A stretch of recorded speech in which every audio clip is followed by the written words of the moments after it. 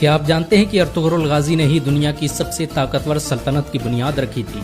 उसने अपने 2000 साथियों की मदद से एक ऐसी हुकूमत कायम की जो 700 सालों तक पूरी दुनिया पर राज करती रही।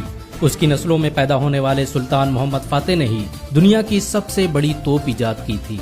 अर्तुगरुल के जरिए स्थापित की गई सल्तनत उस्मानिया ने दुनिया को सबसे ज्यादा वैज्ञानिक और डॉक्टर दिए। रॉकेट टेक्नोलॉजी पर आधारित दुनिया का पहला जहाज सल्तनत उस्मानिया में ही बनाया गया था। अर्तुगरुल ने डॉक्टरों और आलिमों की एक बड़ी जमात तैयार की थी जो मुफ्त में लोगों की मदद करती थी। इनका पूरा खर्च अर्तुगरुल खुद उठाता था। अर्तुगरुल अकेला इंसान था जिससे मंगोल भी दहशत खाते थे। 13वीं सदी ईस्वी में जब मंगोलों ने मुसलमानों के सारे बड़े शहर तबाह कर दिए तो अर्तुगरुल ने सोगूत में दुनिया की सबसे ताकतवर सल्तनत की बुनियाद रखी। अर्तुगरुल काई कबीले के मशहूर शासक सुलेमान शाह का बेटा था। सुलेमान शाह ओगोज की नस्लों से थे जिन्होंने चीन से भागकर ईरान और शाम में पनाह ली थी। आपको ये जानकर हैरानी होगी कि चीन में आज जिन उइगर मुसलमानों पर जुल्म हो रहा है वो ओगोज की नस्लों और अर्तुगरुल के खानदान से ताल्लुक रखते हैं। बहुत कम लोग जानते हैं कि अर्तुगरुल गाजी ने कुरान को अपना संविधान बनाया था। उसकी हुकूमत में सूद और ब्याज के इस्तेमाल पर सख्त मनाही थी।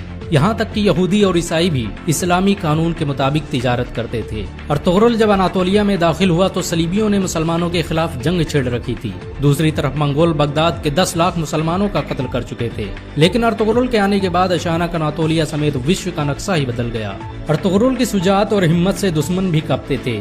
उसने अपने चंद साथियों की मदद से चंगेज खान की फौजों को घुटने टेकने पर मजबूर कर दिया। सलीबियों और मंगोलों के खिलाफ अर्तुगरुल के जज्बे को देखते हुए सल्जूकी सुल्तान अलाउद्दीन कैकोबाद ने उसे अंकारा की जमीनों का मालिक बना दिया। अर्तुगरुल कुरान के बनाए उसूलों के मुताबिक हुकूमत करता था। उसकी नजर में सब बराबर थे। यही वजह है कि उससे प्रभावित होकर बहुत से लोग मुसलमान बन गए। चंगेज खान के सिपाहसालार और सलीबी कमांडरों ने भी अर्तुगरुल के हाथों इस्लाम कबूल कर लिया। अनातोलिया की सरहदों में आकर अर्तुगरुल ने सबसे पहले सोगूत का किला फतह किया। ये वही किला था जहाँ पर हजारों मुसलमान कत्ल किए गए थे।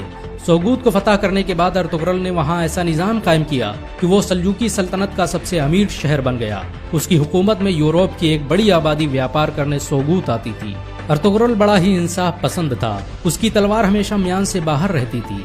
सल्जूकी सल्तनत के खिलाफ साजिश रचने वाले सादुद्दीन कोपिक से लेकर कमांडर ड्रैगोस को उसने सरेआम कत्ल कर दिया था।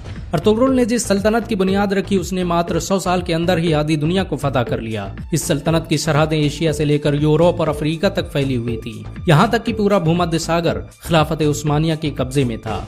17वीं सदी ईस्वी तक दुनिया की आधी दौलत सल्तनत उस्मानिया के कब्जे में थी। जापान, रूस और फ्रांस जैसे देश तुर्की की खिलाफत उस्मानिया से कर्जे लेते थे। ये सल्तनत इतनी बड़ी थी कि जब इसका अंत हुआ तो 42 नए देशों का निर्माण हुआ।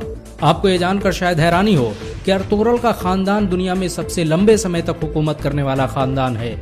उसके खानदान के 36 लोगों ने 700 सालों तक हुकूमत की। अर्तुगरुल के बाद खिलाफत उस्मानिया ने 500 से अधिक जंगें लड़ी जिनमें ज्यादातर फतह हासिल हुई। अर्तुगरुल चट्टानों की तरह सख्त था।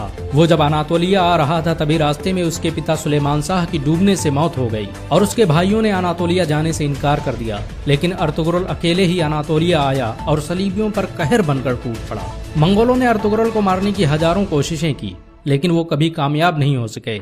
यहाँ तक कि उन्होंने अपने दुश्मनों से भी हाथ मिला लिया।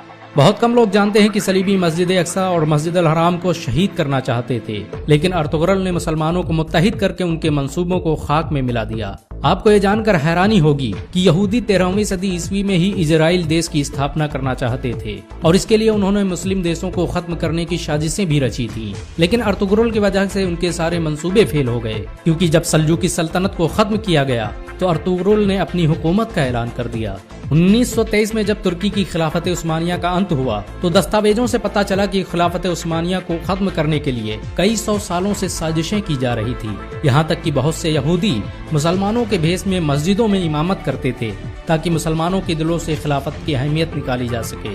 अर्तुगरुल ने सल्जूकी शहजादी हलीमा सुल्तान से शादी की थी। उसके दूसरे बेटे उस्मान के नाम पर ही इस सल्तनत का नाम खिलाफत उस्मानिया रखा गया। अर्तुगरुल के बेटे उस्मान ने जब तुर्की में उस्मानी करेंसी की शुरुआत की तो उस पर छपने वाला पहला नाम अर्तुगरुल गाजी का था। 2014 में तुर्की के राष्ट्रपति रजब तैयब अर्दोगान के कहने पर अर्तुगरुल की जिंदगी पर एक ड्रामा भी बनाया गया। अर्तुगरुल की जिंदगी पर बना यह ड्रामा इस समय दुनिया में सबसे ज्यादा देखा जाने वाला ड्रामा है। इसे 90 से अधिक भाषाओं में अनुवाद किया जा चुका है और दुनिया के 150 से अधिक देश इसका लाइव प्रसारण कर रहे हैं। अमेरिका ने जहां इस ड्रामे को खामोश बम कहा है, तो वहीं इजराइल इसे दुनिया के लिए खतरा बता रहा है, क्योंकि उन्हें डर है कि मुसलमान कहीं फिर से खिलाफत की बात न करने लग जाएं। सच तो ये है कि मुसलमानों के दिलों में अर्तुगरुल का नाम आज भी जिंदा है।